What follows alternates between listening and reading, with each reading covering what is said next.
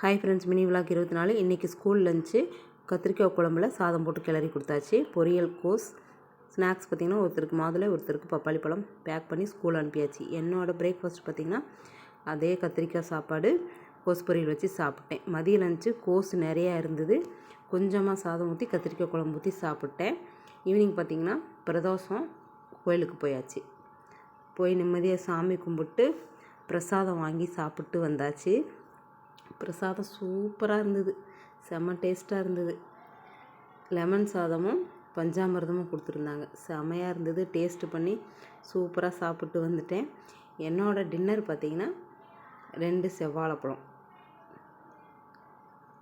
இதுதான் என்னோடய mini vlog. Diet போயிட்டுருக்கு, அதனால அளவாக சாப்பிட்றேன். இது எனக்கு அளவு, உங்களுக்கு எப்படி அப்படின்றத சொல்லுங்கள். இப்படி தான் என்னோடய டே போச்சு. பாய், தேங்க்ஸ் ஃபார் வாட்சிங். சப்ஸ்கிரைப் பண்ணிக்கோங்க.